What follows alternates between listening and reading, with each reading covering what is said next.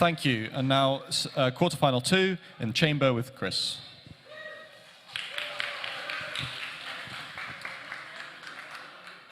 Hi, everyone, and a big thank you to the teams for what was an excellent debate.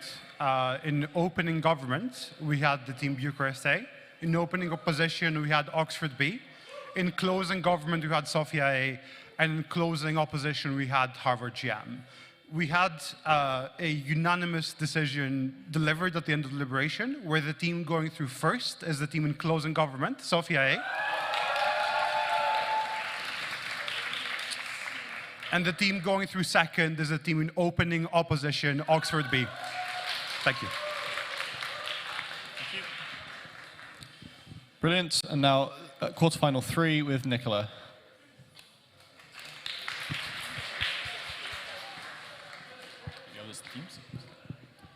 Cool. Thank you for a great run. So in opening government, we had team LSE B. In opening up, we had TCD Phil A. In closing government, we had LSE A. And in closing up, we have Princeton XI. We did reach an unanimous decision on both calls. So going through in no particular order are the teams in closing government, LSE A.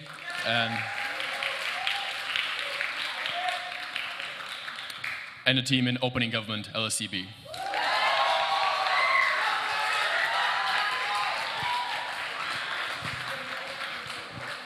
Brilliant. And now quarterfinal 4 with Umar.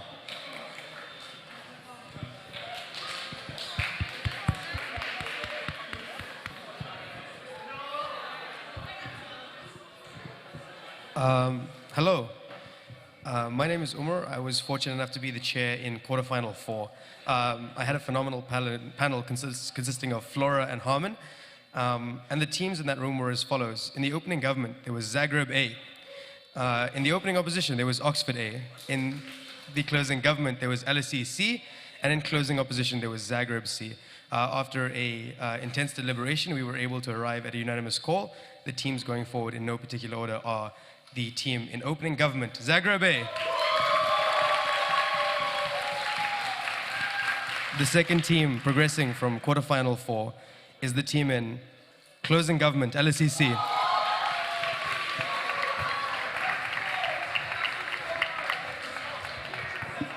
Fantastic. We will have the draw for the Open Semis and ESL Final up very shortly. Are we assigning position?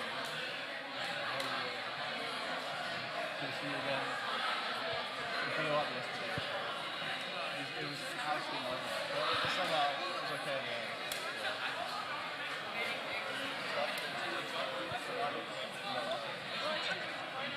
Have you done consent for recording now? I can go around and ask people. Yes, we're going to do like positions. Yeah, I've got this. Sorry. Right? Yeah. Could we have the teams for the ESL Final? We're going to draw positions.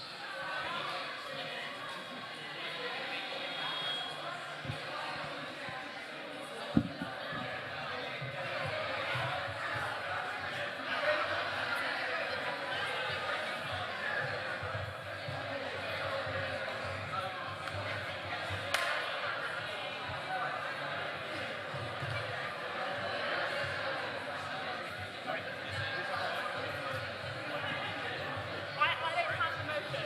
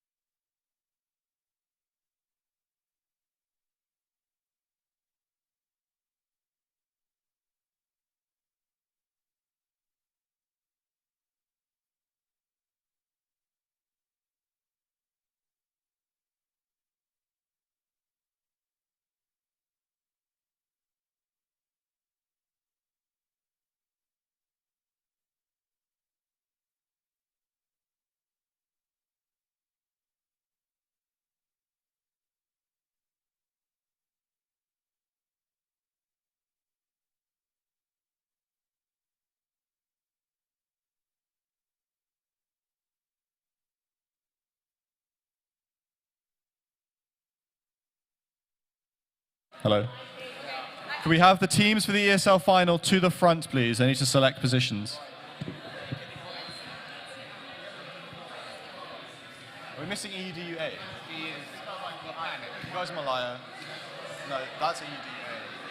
Who are we missing?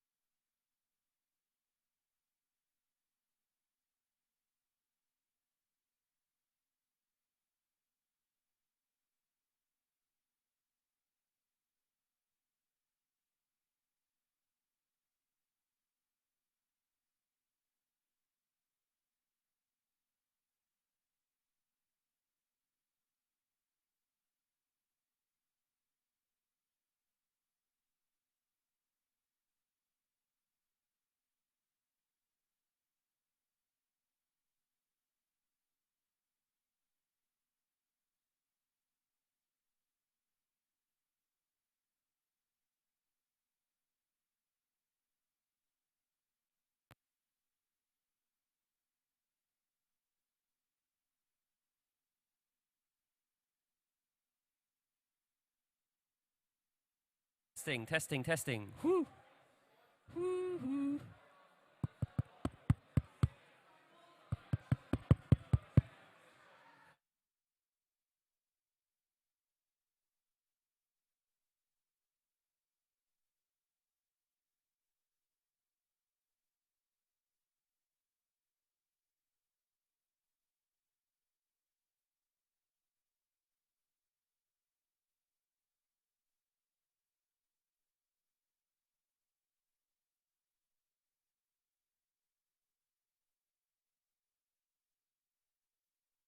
And the open semis.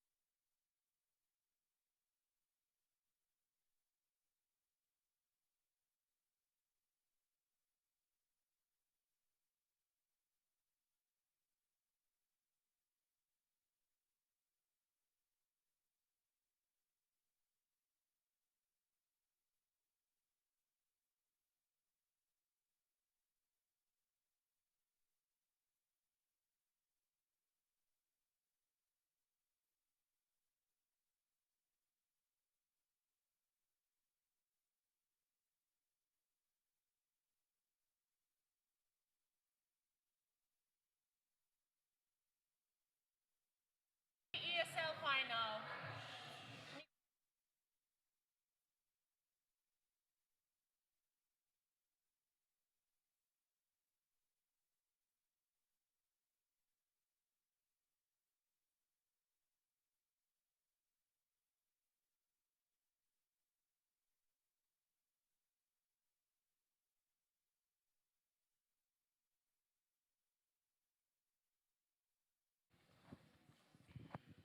I don't think this is.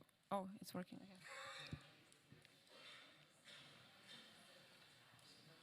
Okay, the motion has an info slide. An info slide reads: rational egoism is the belief that man acts according to self-interest if he is provided with enough knowledge, and that man ought to act according to their self-interest. All clear? Good. Okay, 21 now, plus 16, like 36? Yeah, good. I'm good at math still. Okay, and the motion for the ESL final reads: this house prefers a world with rational egoism as the dominant outlook on life. Good luck!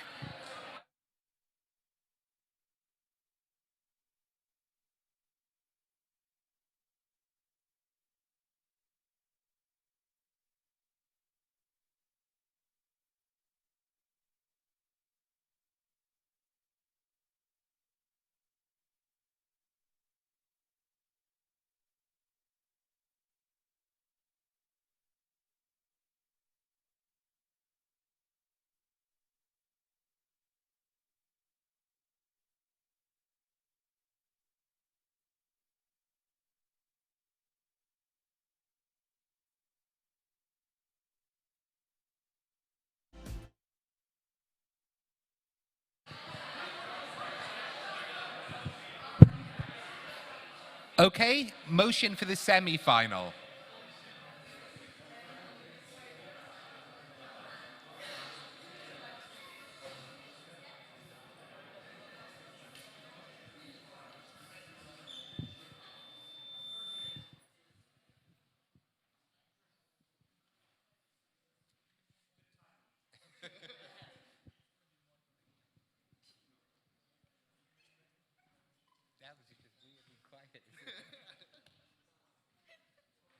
Okay, there is an information slide for the semi-final, and it reads: in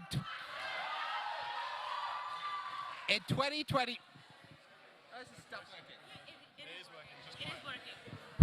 In 2021, Taylor Swift released a 10-minute extended version of her 2012 song, All Too Well. The song covers her breakup from a short relationship with Jake Gyllenhaal. It focuses on how he was a bad, although not abusive boyfriend, how she gaslit her own emotions, age differences in relationships, and importantly, how the relationship affected her and continues to do so more than a decade later.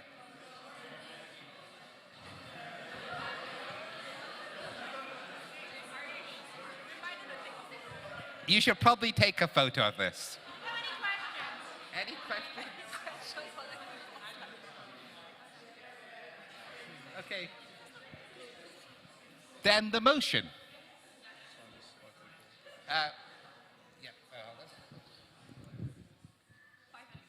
Well, we did the motion slide up, so. Right, so the time is now 5:25, so debates will start at 5:40. The semi-final motion reads: this House believes that advanced...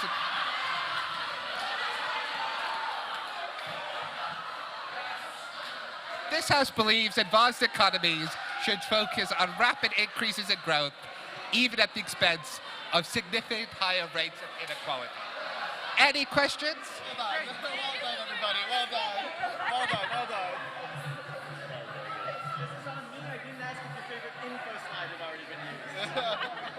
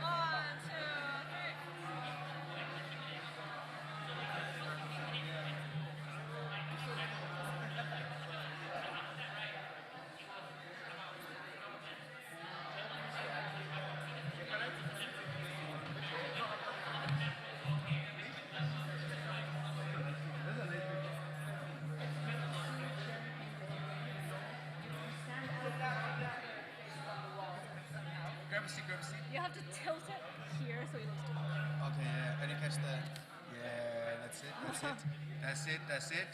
All right, another one, bro, like cross the legs, or there we go, there we go, clean, comfortable. Love it, love it. Fold your hands to one. Did I take one? You did. This morning? I appreciate it. I got it.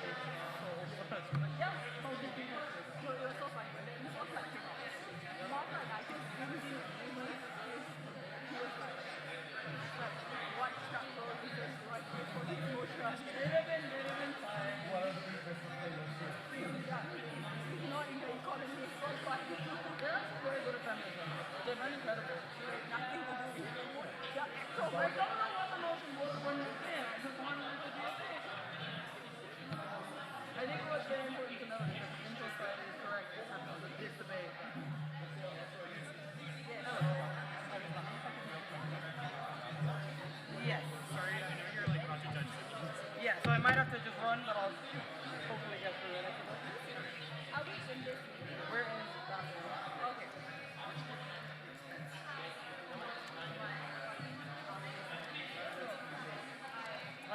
Okay, so give me another call. With CG4 and those first, you get the closing second. Okay. Okay, so the debate ended up being training and a weight, but I don't think being the weight training was coming off, so I didn't think we really have any competition.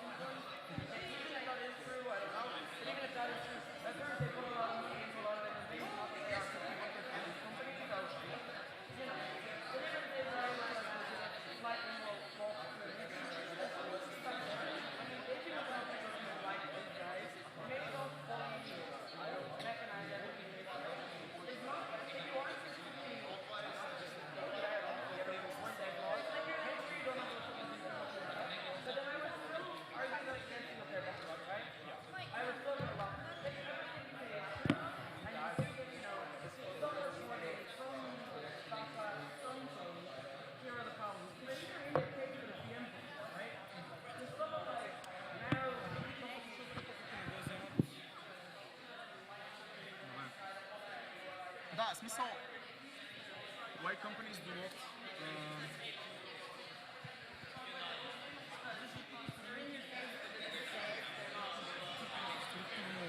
incentivizing да взима повече пари за себе си, а не да ги триква down benefits. Значи първото нещо е да hire.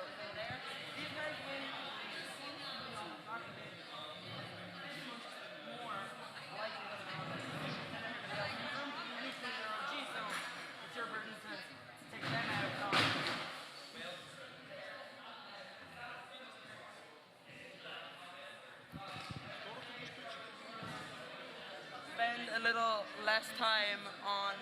Is this yours, sorry? Yes. Spend a little less time on.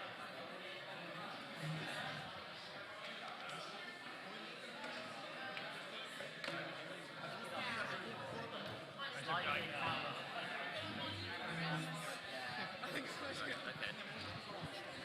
So, mics.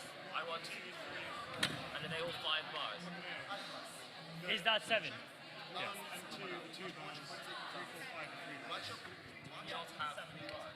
Not that I can find. No. Okay. Are we not starting with a bit? We should be. Where's our time? Pardon? Lucy is in Nelson. Okay. Andrew, who's She needs to speak into that. Peter, who's Sharon? Lucy. Sitting on Lucy's in the middle. No, I'm in the other room. Oh, okay. The other Lucy, this is the Oh, this is it. Sorry. There's too many messages. Why are you so fucking... Oh, do you want to Oh, what the fuck? Why did they meant to start? What's the time now? It's like past. Like the ESL time up. Yeah. Okay. Almost a minute in. Okay. Time for the ESL debate. We're starting now, so please don't get here. Oh, sorry. Who else on the panel?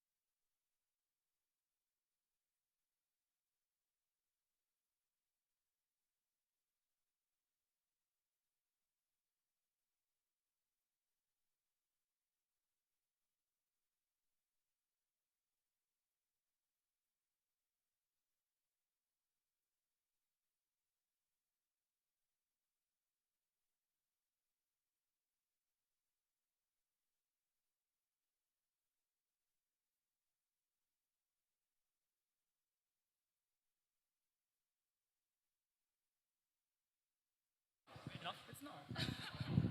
Oh, it might be. Aha, haha. Gorgeous. Yeah, I feel empowered. That is Marta Vasic. Coming.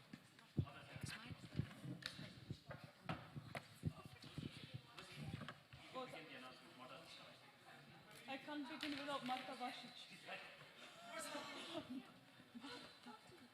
Marta.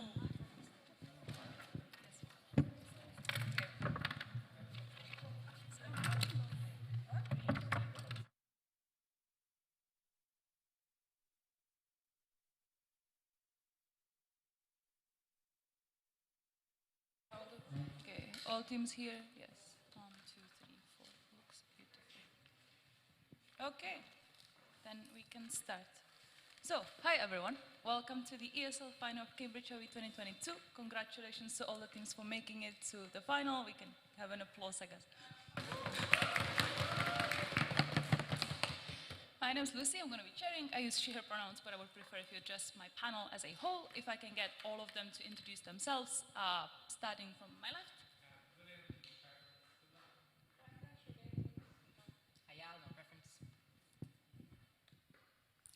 Hi, Marta.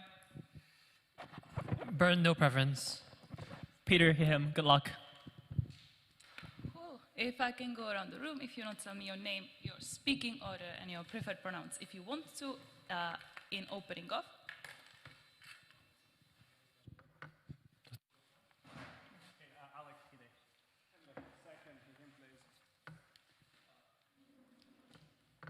In O, yeah. Speaking first, Chris, he, they.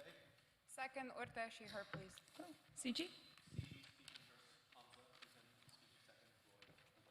And you. Cool. Is this gonna be streamed, recorded, anything like that? Just in case I need to ask for consent? Yeah. Does anyone not consent to recording, streaming, or anything of that sort? I don't know. Okay.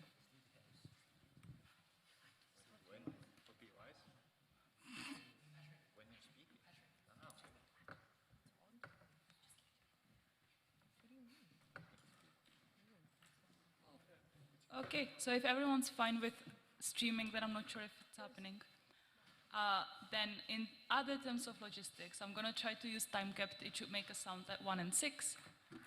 Please offer and take POIs in between those.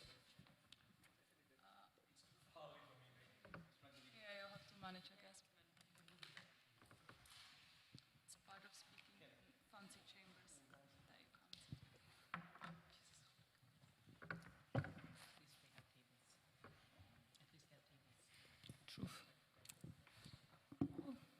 Okay, so hopefully you will hear the sound. If not, time yourselves. Unless there are any questions, and without any further ado, I would like to welcome the Prime Minister. Here.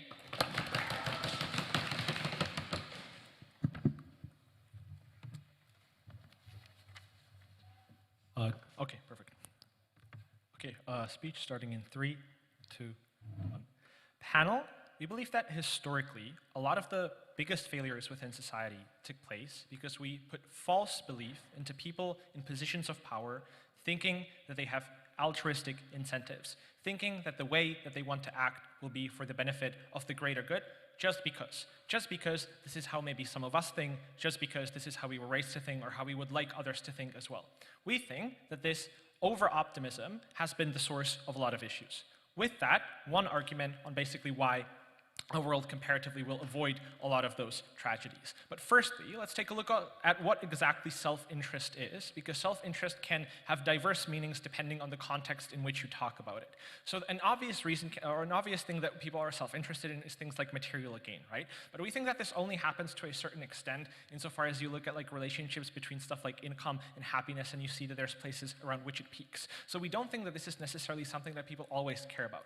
What we think is the self-interest that permeates people's lives is how they are positioned within respective hierarchies that exist everywhere around us. This can be like the hierarchies of like between my friends and how popular I am amongst my friends, how well respected am I as a debater, will I win the ESL final or will I drop out, or like how much do like people like around the world value me, will I have a nice legacy and whatnot, am I societally seen as a good person or not, right? Because we think this is something that like you think about almost all the time, and once you satisfy your basic material needs, it's something that you try to achieve a lot, right? Or like, am I satisfied with like, I don't know, the position of my job or that my job has in society?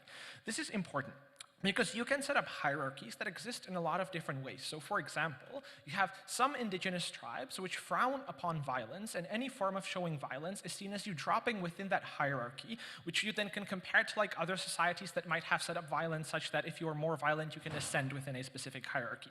Similarly, there is one specific tribe, the name of which I cannot remember, but when they were given the ultimatum game, which is the game where you have like 100 coins and you offer to take some of it and the other person takes the rest and they accept or reject, you had people offering more than 50 coins to the other person because this society's hierarchies, or because this society like hunted whales, and their hierarchy was based upon the fact that we reward people within that hierarchy the more altruistic they are to others. Therefore, still within that hierarchy, it is within your own self-interest to be more altruistic towards others, because that's how you're able to ascend that specific ladder, right? This is important because this drives how people act towards others within a society. I think the status quo in comparative has some people who are selfish, some people who believe that everyone's selfish, some people who believe the opposite. Maybe you believe in a specific religion that that tells you how to act in a certain way, or like a certain ideology, or like a bunch of other ideas. Whatever it is, we believe that at its core, if we eliminate all of those and focus just on most people, or believing most people are selfish, we will have a better society. A couple of reasons for this.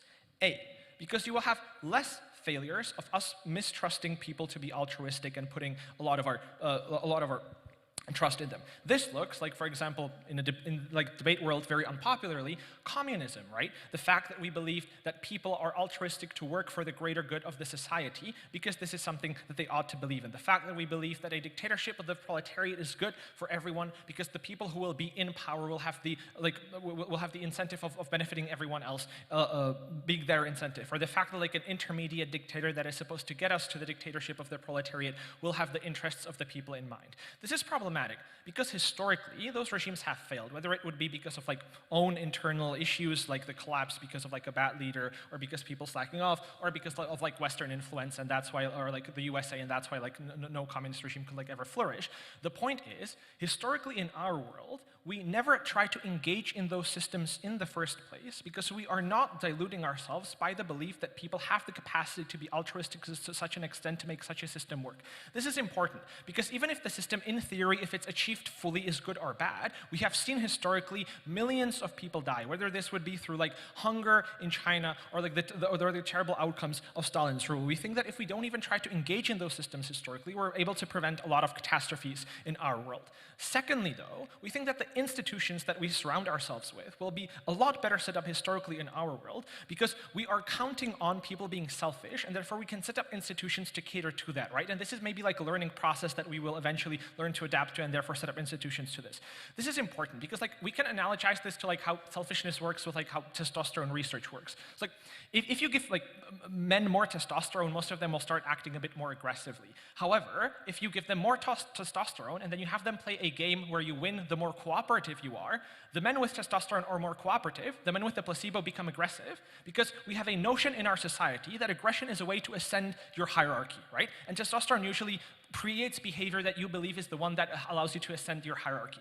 Therefore, within this, we think that our world comparatively has the incentive to set up institutions that work with the framework that most people are self-interested, but that try to utilize the self-interest for the benefit of others. This is extremely important because this can look like a lot of different ways. For example, A, tailoring specific regulations and policies within capitalism to make sure that any actor is always forced to internalize any externality that could be imposed on the society because we are aware that like companies or individuals will never have the societal's greater interest in mind, but given that we are aware of that, we are extra careful to set up regulations to be able to cover any potential harm that those companies could do, and through that we can avoid a lot of the mismanagement that those companies have done in the past. Any POIs?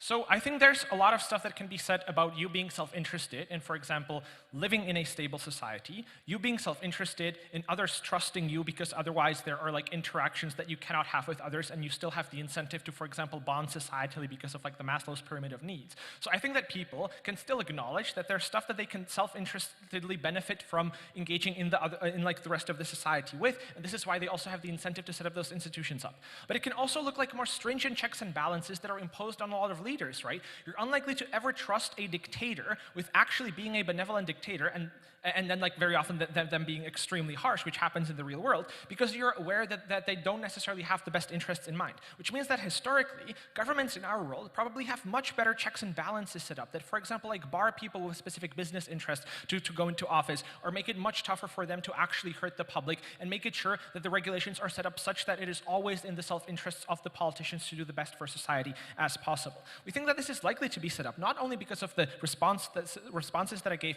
to the POI, but also because like you might have a self-interest to like set up like regulations that preserve your specific legacy and whatnot, right? So because our world is not diluting itself, sets up better institutions that make selfish people responsible, you ought to vote OG.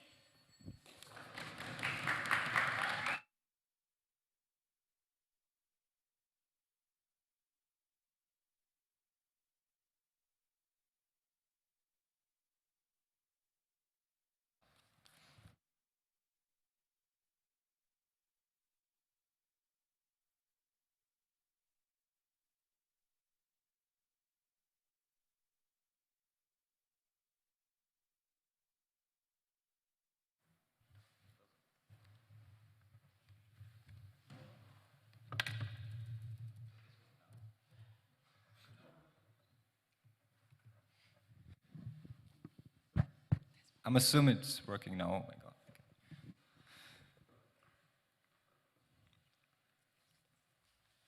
Panel, the fact that I've spent a week crashing on Edinburgh's couch and basically also kept debating at Cambridge IB and like spending all of my money proves a mismatch that human beings aren't rational. And this mismatch is incredibly hurtful for individual impacts. I have just a couple of responses to OG's material because I think that they've set the burden too high in this like alternative world, right? I think when they talk about politics, I think a lot of like things happen and institutions are set up due to other reasons, due to like inherent biases because you like want to exclude certain individuals out of them because you hate minorities or whatever, right? It's because of random power grabs. It's because of like resource curse and whatever, right? I think it's very hard for them to prove the uniqueness of this motion changing that. When they talk about economic institutions as well, right? I think that like actually believing that people are somewhat irrational and that they don't always act in their self-interest, which is like the case, right? Is exactly what led to the like 2008 crisis, right? Where we believe that like the economic system, financial markets work in a perfect manner, right? I think calculating into like some degree of uncertainty and irrationality and people just like doing things because of their emotions, because of their biased beliefs would have been beneficial because we could have taken some safeguards as opposed to that, right? When they talk about self-interest really quickly in the framing, right? They say, you can hierarchize norms. They give you an example of like, in this society, you know, the hierarchy is slightly different. I think that the motion tells you that it's going to be a dominant belief in self-interest, meaning that those people who are like have different priorities are going to be A, excluded, but B, like most of those other beliefs of like, I don't know, prioritizing like, I don't know, altruism in the society is not going to be like exist because the motion says dominant, right? It's like the majority.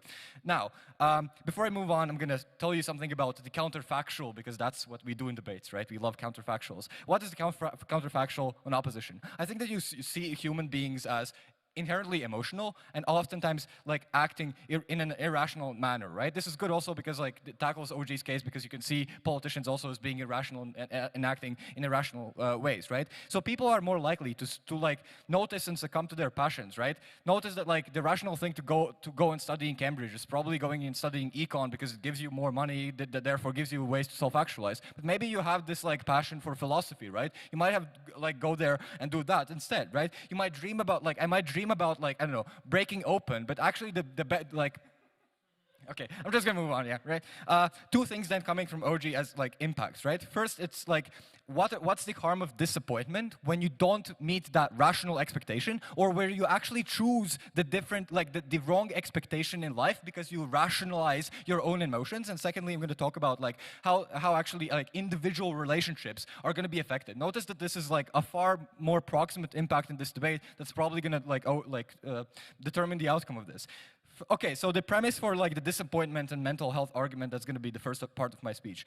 Two things to notice here. First, human beings are kind of like sometimes very bad at like formulating or even accessing their emotions. Therefore, what they try to do is they try to rationalize them in rather artificial manner, right? Like you cannot explain exactly why you love someone or why exactly you have a passion for a certain thing in life. Why am I here in Cambridge on a random like Sunday? I don't really know, right? The rational thing to do for me would be to go and do something else, right? However, notice that like the rational things don't really unlock happiness for you, right? Because secondly, like what you do is you suppress those emotions and you like this dominant like outlook on life as being rational is simply just like, whenever I have emotions about I feel sad today or feel happy or really, really happy today, you're gonna say, no, this shouldn't be the way I should be feeling, right? Because this is not the rational thing to do. Like being happy at Cambridge IB like ESL Finals is not the rational thing to do because maybe there's a better thing that I could have done with my time in the meantime, right? So what is like the actual outcome of this? Because I've been a bit vague, right? First, later on, when you do the rational thing in life, as you're told to do by the dominant like narrative that exists in society, you actually end up being more unhappy. Why? Because the outcome probably doesn't correspond to the initial inherent emotion or like something that you really, really valued emotionally, right? This might be, you know, not pursuing a relationship because at that given point in time, that wasn't the rational thing to do, whatever that means, right? But later on, you recognize that maybe if you had stayed with this individual as a partner, that would have given you a lot more like emotionally positive impacts in general, right? Because like at any given point in time, you cannot even rationalize like a decision because you never have the whole extent of perfect information to do that anyways, right? Secondly, you're far more likely, because of this dominant narrative that you have to do everything rationally, you're going to constantly question your decisions, right? Whenever you get into a uni, you're going to be like, did I choose the right major? Is this the best thing to do in life, right? So therefore, you're going to be even less likely to enjoy the current experiences you have because you question it all the time, whether or not this was the best thing in terms of like some utilitarian metric for you to do, right? What is the impact of that? First, people simply blame themselves for their decisions all the time, right? And they blame themselves for sometimes being irrational. But this is bad because people are inherently irrational and they're bound to screw up once they get more information about what they should have done later on, right? This looks like every single time you think about something retrospectively, right? You're like, shit, I was irrational. I acted in a very bad way. But that is bound to happen because you never have perfect information on either side of the house. I'm going to try to take CG. Sorry.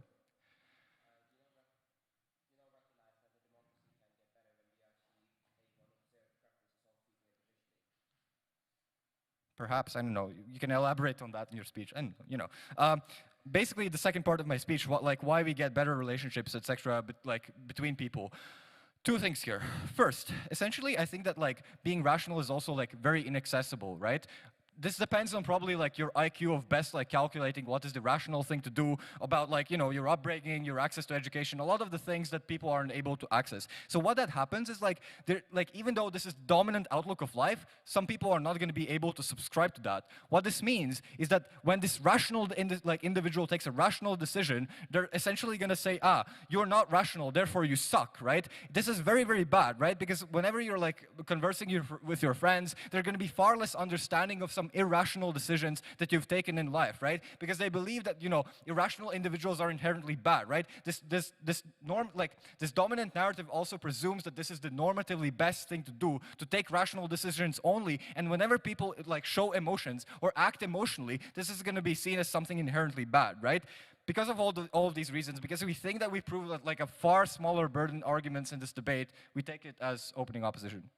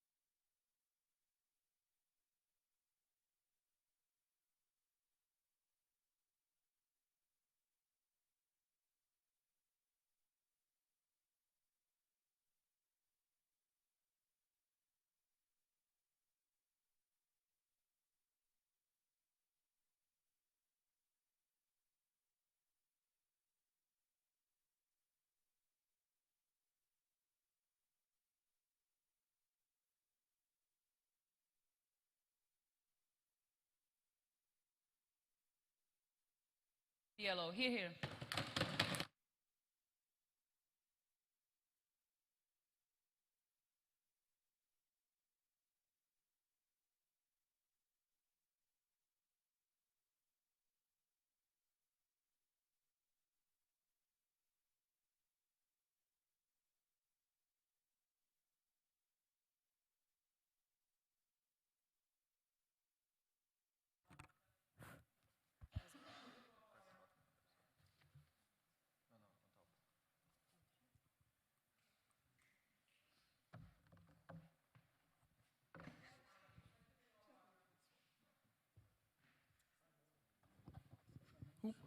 Okay, I'm gonna try this. Cool.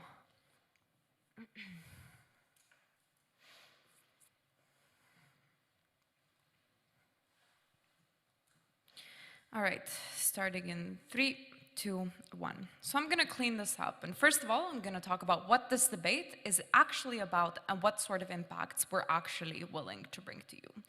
Basically, what we have to establish is that opening government is never going to be able to prove to you that we can make most fulfilling decisions for ourselves as long as we're guided by rationality. It is not, first of all, egoism that we have an issue with, it's the rationality part and aspect of rational egoism. We think that there's never enough knowledge for you to make a decision that will 100% be best for you. Why is that? Because we always assume that there's like an 80 or 90% chance that we will succeed if we were to take some sort of action. However, we think that usually you can't really calculate every single externality that could possibly influence the outcome of that decision. That is to say, I'm going to vote for a politician, for instance, who really cares about environmental action. However, their idea of rational egoism might be, okay, so I'm going to lobby, I'm going to campaign based on this idea of me saving the planet, but then because I really want money, I'm going to be lobbied by a big corporation, I'm going to get a nice villa, and I'm going to live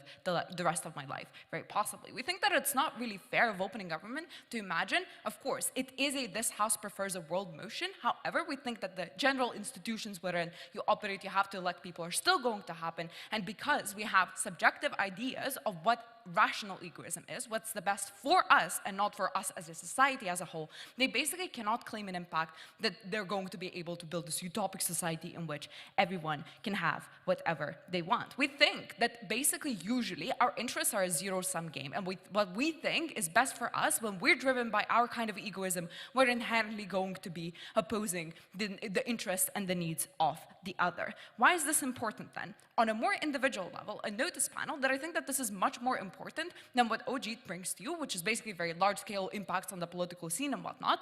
We think that on the individual level, every single day when you make decisions, first of all, you have to always overwhelmingly make sure that you're like 90% sure that you're actually making the right decision. However, we make mistakes all of the time, and at the point at which you miscalculate, you're going to feel horrible. Why is that? Because you relied on your brain to tell you what to do. You think this is the best decision for you. However, we can't always shut our emotions down. And when you start feeling bad, you're not going to be pursuing anything that's much more risky and could potentially reap you much more benefits. For instance, right, you go in to study finance because you want to get a lot of money. What happens then? Well, you apply for a job at McKinsey, right? And you think that you have the necessary qualifications for it. You think that rationally it's the best decision for you to make. However, the externality that you didn't calculate in was that another candidate who was applying to the same position as you was the nephew of your potential employer. You don't get the job, you don't get the internship. What happens then is you continuously blame yourself for having made the wrong decision. We think that when you rely on emotions and emotions solely and don't think rationally about what's the best thing for you and are basically driven by your gut feeling, by your intuition, that is much more likely to make you feel fulfilled as an individual. Why is that? Because you're probably not going to regret, for instance, staying up throughout the night and talking to your long distance like partner, for instance, because you know that probably like it wasn't a really good idea, you didn't get enough sleep, you're not going to perform at university well. But you know that it made you feel good. It doesn't matter what the tangible outcome of it is, you rely on emotions and you don't feel like a bastard for doing it. We think that at the point at which this is a dominant narrative, people are pressured into suppressing their emotions to the extent to which it is impossible for you to actually be guided by pure like satisfaction of everyday decisions that you make. And even more than that, let's assume that you make wrong decisions based on you being ruled by emotions. We think that this is totally fine as well, because in order for you to be able to appreciate the good things that happen in your life, you probably have to go through the dark stuff. We think that if we were to take opening government at their finest and assume that rationality, the rational egoism always makes you like succeed, get the job at McKinsey, you know, like whatever it is, live the best possible life that you're living, you're probably not going to feel that happy about it because you don't know what it feels like to be in the dumps. Why is happiness such an important impact to bring to you, panel? Because it influences every single individual that lives on this planet. No matter how infringed upon, like in the system, political system that you live in, you are, no matter your like social material conditions, if you feel happy, no matter in which position in the world you are, you're going to be able to live your life to the fullest, irrespective of any external practicalities. Because we simply outweigh government bench based on the scale of impact we think that we take this debate by a landslide. Before moving on to like more explicit refutation of what came from opening government and basically like the massive tragedies thing and whatnot, I'm going to take closing.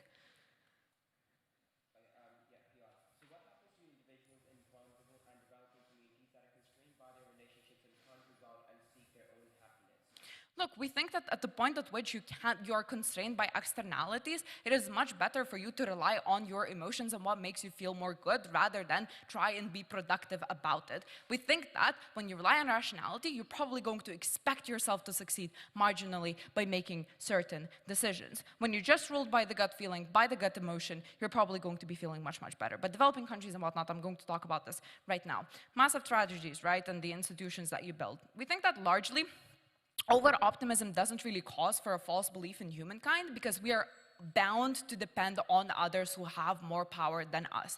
Hierarchies inherently exist in every society. Someone is bound to have more connections and hence bound to be able to rule over others. We think that at the point at which you're ruled by rational egoism, you're going to feel emotional distress as that who is the ruled because you have no power and you have no like bargaining chip in order to hold someone else accountable, right? They're ruled by rational egoism. They think that their idea of what is best for them is correct, and because they have more power, you literally have no right to oppose whatever it is that they're feeling. Furthermore, you don't even expect them to compromise you with you. We think that on the comparative, if we were to assume some marginal expectations of someone to take the bait for you, to sacrifice themselves for you, and if you're disappointed, you can actually have the bargaining chip to tell someone, you have disappointed me, I feel bad, I feel actual pain, and that is the point at which someone will be more willing to move forward. We think that institutions are unlikely to limit selfishness on government because the people who set them up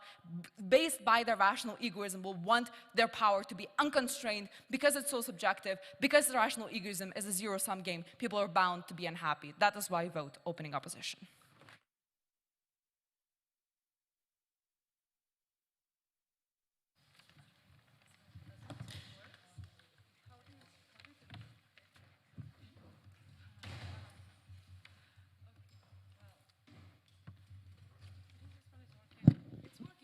Sometimes it works, sometimes it doesn't. Okay. I think the deal for a fine speech, I would like to welcome the member of government. Here.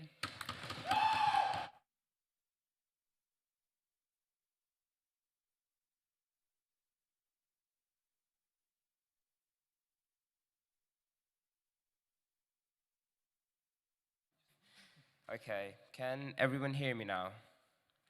Perfect, great.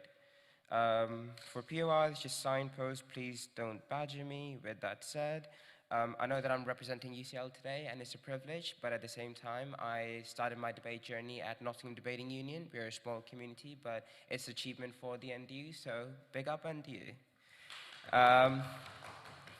Okay, beginning in 5, 4, 3, 2, 1. Life is a pursuit of meaning. Access to choice and implementation of that choice in terms of a ballot paper and democracy are the precondition to achieving that meaning and happiness in life that opening opposition's case is contingent upon. So why do we actually make democracy better? 3 mechanisms here. First of all, the motion literally gives us a fiat that the individuals will have an incentive to seek their own self-interest. But let's give some structural reasons, because when we look at like this House prefers motion, this essentially looks like people are constantly rethinking their preferences, as those preferences will change over time, and at the same time are constantly introspective about how their preferences are constructed previously as well. Opening government talked about the structural barriers that people have and how they affect you. But what closing government talks to you about is the fact that in most proximity, you're probably interacting with relationships such as your parents, such as your friends, which are likely to be kind of like manipulating your choices, and your choices aren't necessarily representative of your preferences, but rather the preferences of the society at large and as at whole. Second of all, I think the mechanism change here is that we reduce like the time lag preferences as well. Insofar as that your preferences are dependent on the preferences of your parents that were like 50 years ago, or ideals that are being literally dictated by the society, this necessarily means that because the government doesn't have an epistemic access to your preferences and they have to rely on your experiential access, this means that we can reduce that time lag preferences, because now now the government knows what you actually want now, as opposed to what your parents wanted 50 years ago. And third of all, this literally means that you have greater checks and balances as well. The reason for that is because a lot of the times politicians can weaponize their narrative by saying your preferences are subjective. They can constantly change over time. But now, because at least you have the illusion of objectiveness, even if you don't have objectiveness to begin with, literally means that you will hold these politicians to greater account and you won't necessarily succumb to their different narratives. As a result of that, we achieve 2 impacts. First of all, government is representative of what people want right now, which means that the government is implementing policies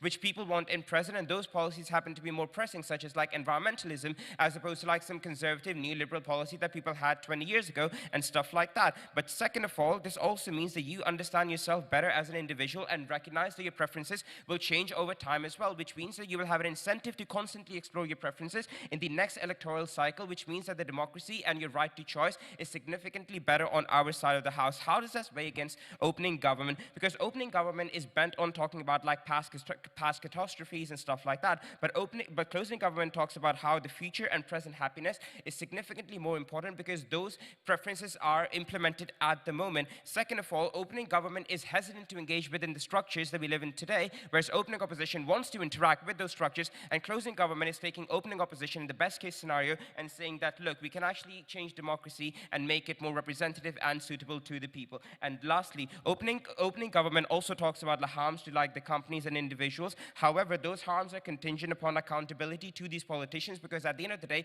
proper structures like democracy and the ballot paper are the ones that can implement more change. Second of all, opening government talks about altruism and the fact that individual actions can like lead to like more collaborative action and stuff like that. However, democracy affects people at large, and as a society, when you make decisions based on your own self-interest, means that we have a more functional democracy, more representative democracy, and as a result of that, just on a scale of magnitude of people that we're affecting, we kind of outweigh opening government. Second extension talks about vulnerable communities and how we empower talented individuals there, because note that there are two issues that we live in the status quo, because in opening opposition's world, these people are constrained by their own relationships, which they believe that we need to defend, and in opening government's world, they're kind of screwed by the system. So what mechanisms of change does like does closing government provide them? I think there are two framing points that we need in this debate. First of all, communities are significantly tied due to communal living, which means that you're likely to do what your parents will tell you to do, which means that the decisions that you're going to make will be dictated by like the society and the communal.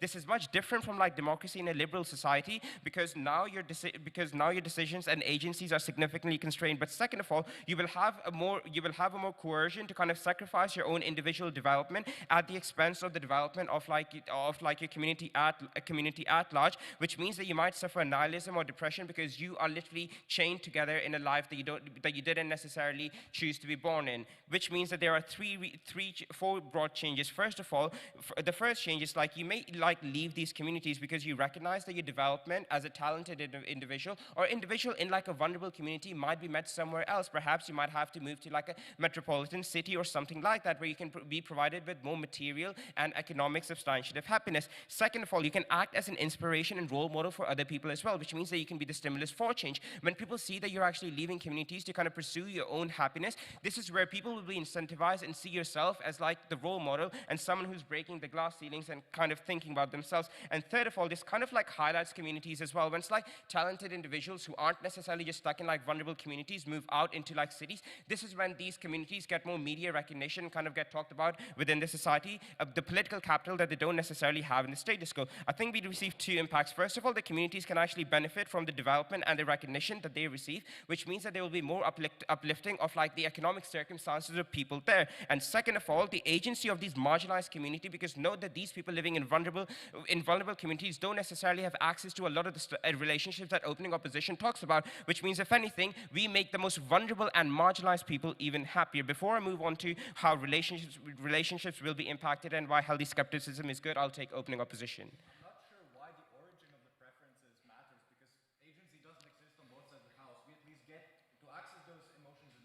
Agency does exist. Agency exists in the form of choice, and your choice is coerced when you live in communities which can enforce that.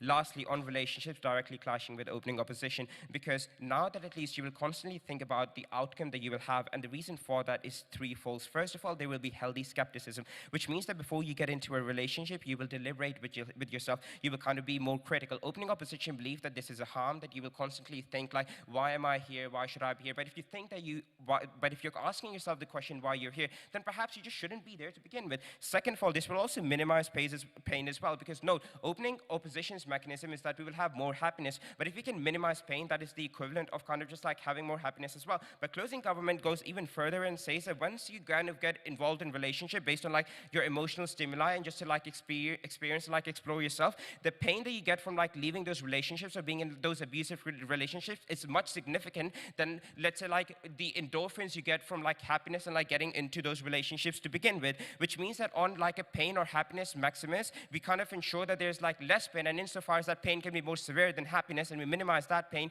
we literally beat opening government because of the healthy skepticism and the fact that you constantly calculate your constantly calculate yourself, and now you don't regret the fact because you're acting on your objective preferences or like illusion objective preferences as opposed to emotions. For all of those reasons, please vote for CG.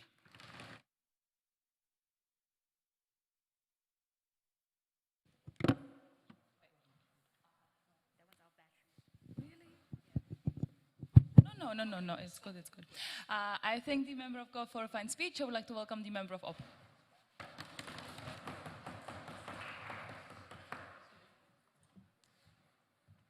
Whose phone is this? Oh.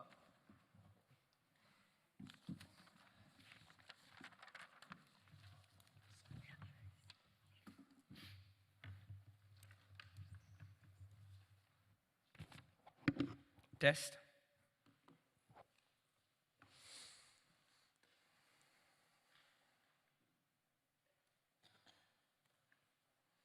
People perceive themselves to be rational when they slap someone in the face after being friend-zoned after 2 days. People perceive themselves to be rational when they keep the clothes of their deceased loved one and tell themselves, I'm actually moving on. In our day and age, people oftentimes justify why they are rational, but in a very diverse circumstances with many different externalities, we actually don't know what's the right course of action we should take, and therefore we absolutely reject a dominant outlook that says, my knowledge is superior, I would go by any action in my own self-interest based on my knowledge. We reject that world because it causes much more harm to the most vulnerable communities and that it makes societies more divisive. 3 extensions in this speech. Firstly, how rational egoism as a dominant outlook is inherently flawed. Secondly, how this dominant outlook emboldens selfish, entitled people in power to prey on the most vulnerable. And thirdly, how in the absence of this outlook unifies societies and pushes for better collaboration. All responses will be integrated within this extension. First, how is rational egoism as a dominant outlook inherently flawed? Judge, this is important because thus far, no one has dissected rational egoism and explained whether or not this is principally fair or not. If you're able to show you that this is inherently flawed and detrimental, therefore this being a dominant outlook just espouses on this harm. 2 parts to this argument. First, we'll talk about interest, and second, we'll talk about knowledge. But before that, I just want to analyze the top half. I do think that opening opposition won the opening exchange on irrationality and talking about how people are humans act based on their emotions, but we just think this is less important. Two other things that is so important to take note of. Firstly, interest is subjective. What this means is that every single action that we justify why we think our self-interest, something is important, is often based off very subjective experiences. The fact that you're slapped in your face as a kid, the fact that you different norms and values and any form of conservative ideology that you grew up with. What this means is that if our interest or what we believe to be right is subjective and is shaped based on externalities and our unique experience, we will question opening government as to why this is something that people should constantly be driven towards, especially when these things clash.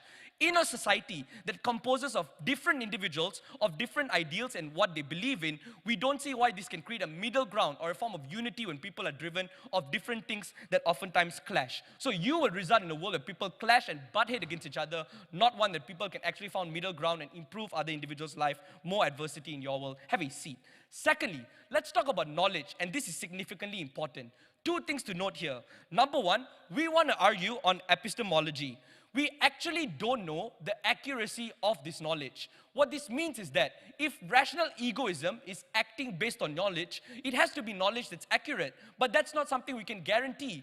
That just goes to show that people find information or consume information from a variety of cases. It could be straight up lies, misinformation. So if people actively pursue a dominant outlook to think rational egoism is something that is true, you at least have to first make sure that information is accurate. Why is this the case? If it's based on information or lies, that means it's either half-truth or lies, and those can be based off things that actually hurt people. When you're acting out negatively based on things that are not information, that basis of information is something that you have to prove to be accurate to begin with. So a vast majority of the course of action that government bench takes is based off knowledge being accurate, but it might not be. But secondly, knowledge is limitless, therefore a diversity of information is important. What does this mean? We think it's important to note that we are in debate land. We always criticize right-wing media. We say they're all false, everyone should be liberal. But the truth of the matter is, it's not entirely white noise. Look at trade protectionism that's actually good for the economy and good for the country. What this means is that in our world, we acknowledge that knowledge is limitless. We shouldn't say we should act based on our current knowledge because knowledge is always expanding. That's why a diversity of information is something we would push for. We would prefer a world where individuals always realize that maybe my interest to act on something is not true. I would engage in debates and discourse to actually realize that maybe my interest can be expanded or my interest is wrong. And how do you protect the most vulnerable communities meritocratically? And all of this is based off a variety of information, not the fact that my information and knowledge is superior and therefore I should act on it. So in the first part of this extension, I'm already proving to you why exactly rational egoism is inherently flawed. Why is this worse when it's a dominant outlook? Have a seat. You are likely, it's problematic firstly because you don't make exceptions. In a world where oftentimes your interests cannot be a binary because of different contexts. For example, your interest is I will never be violent to a human being, but what about violent protests that actually topple governments that causes injustice? Or that I'm interested to always help humans because of the right to life, for instance. But what about right to life when it comes to abortion, when it concerns a mom who is also probably going to face that baggage their whole life? So our counterfactual is very complex. Write this down. It is debates. It is debates and discourse to actually realize different circumstances. We would not prefer any dominant outlook that pushes for you to say, I want to pursue this choice because this is something that's good. Rather, engage in debates, and that's how we expanded our versions and framework of morality. Expanded what context in which you operate to say that maybe right to life should not be binary, but in different contexts, meritocratically, right to life affects different people. That's why it's much better. A dominant outlook that doesn't have exceptions is one that actually perpetrates actual harm to a lot of people because it's very outdated and regressive. I'll take a point.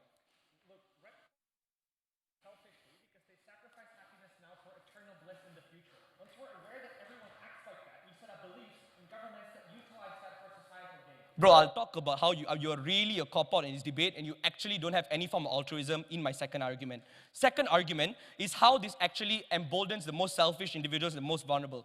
This deals with OG. OG said people will now be not blinded to information, will actually judge, will be critical, and that prevents a lot of harms in society because all of the atrocities started from people actually believing and uniting. But what they don't realize is that If those people on the top are the ones that do not understand the interests of individuals because they pursue their own self-interest, that's when there's a divide of that people. That's the missing link that you actually need to take note of. Your dominant outlook subsumes any form of altruism that you have because oftentimes you realize that you're going to pursue that self-interest. Why is this crucial? This self-interest, when compounded with money, power, and influence, just becomes insanely dangerous. And that's what happens with politicians who are selfish, who think my self-interest is correct. How can you find a middle ground to actually listen to people in the bottom? Versus in our world, when we actually argue about whose self-interest is better, talk about minorities and why in specific circumstances they need to be helped, at least we're going to listen to them better. That's why in our world, people will be more united because they're premised on the fact that we owe an obligation to everyone and not the fact that we should constantly listen to self-interest. So proud to oppose.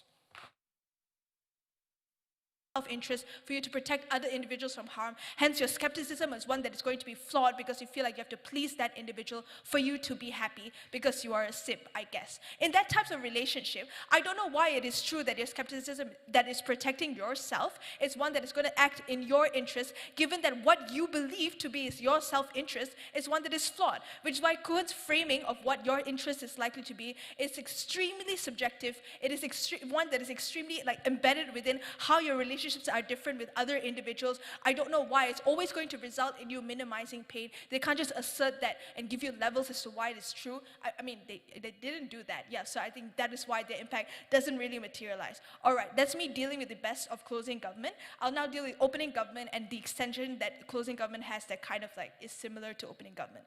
First thing I want to respond to in opening government is people being wary of institutions. And this is important because this results in a lot of the impacts that opening government wants to talk about, i.e. all the historical shit that happened in the past, why that is bad, and why we can do better than that. The first thing I want to note is that rational egoism in of itself results in an institution that is broken.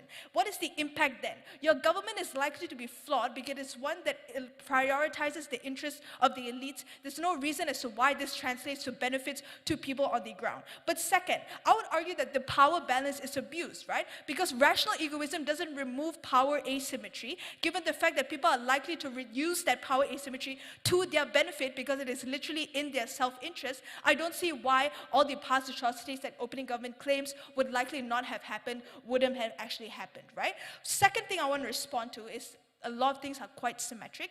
I would argue that a lot of the examples that they talk about, i.e. communism, and note that I'm not going to accept this communism slander, is probably not communism that acted in the best way possible, but because it was communism used as a facade for self-interest. A lot of governments back then, like in Cambodia, for example, their own implementation of communism was because they wanted an economy that's agrarian in nature, hence they decided that everyone had to be farmers. These are all things that are in your self-interest because you want your economy to be in a way that serves your interests and fills your pockets. That is self-interest. That is what rational egoism literally is. I don't know why a lot of their impacts are possible. The second thing I want to respond to in closing opening government is that idea that altruism is somewhat possible. I think Kuhn did a good job in explaining as to why it is unlikely. I'm just going to try to make that a little bit more nuanced and link that back to our extension. The first thing I want to respond to is the idea that there must be some middle ground for altruism to work, right? Because there must be some colluding of your self-interest for you to understand that you can do this action in a point at which it affects that person in a positive way,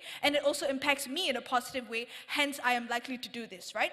3 reasons why this is unlikely. Firstly, you act in different sectors of society. So even if you are part of Doctors Without Borders, etc., you are still part of a community that is more privileged than the place that you are entering with. It is unlikely that your interests align to the point at which you want to decide to do that, right? But secondly, there are different power levels within individual society. I'll take you in a bit. This just means that there's unlikely for you to have your interests aligned to that. But also thirdly, backgrounds are different. This means that the things that you value are likely to be different as well. But look at the mechanism of altruism, right? There should be some reward in the future. You do this because you get some bliss in eternal life, etc. So you're likely to be altruistic. I think firstly, this is really not exclusive. And secondly, and most importantly, it's not long-term, right? I would argue that your reward in the future, the carrot dangling on the stick, is one that is likely to be subsumed by your other interests, like your interest to not spend your time in a country that is war-torn,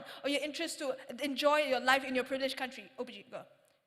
All right, okay. Your interest to enjoy your life in a privileged country. All of this just means that your reward, that is likely to be one that is long-term as well, isn't one that a lot of people have the motivation to do because it requires a stronger character-ish. I don't think they prove why individuals, especially people like us that really don't have that kind of long-term planning, is likely to be able to do that. But even if it is true, I think it's extremely subjective because it requires a level of people to buy in to this form of altruism that opening government wants to talk about. I already argued to you why it is not very likely, but the change that they want is one that requires a lot of people to do it in the first place. Let's look at what closing opposition has talked about in this debate. I think first, we've told you why this outlook in of itself is inherently flawed. Secondly, we've told you why it hurts the most vulnerable people, because there's no middle ground as to where individuals can decide that their self-interest match, hence I will collaborate with you. But also thirdly, we provided a better counterfactual than opening opposition, which is that it can be subjective. The idea that this is a dominant outlook is one that harms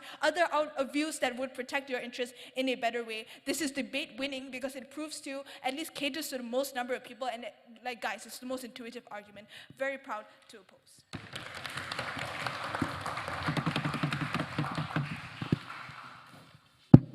I think the upwave for a fine speech. I think all the speakers for the final. We're going to go adjudicate. Thanks a lot. Go do whatever you want.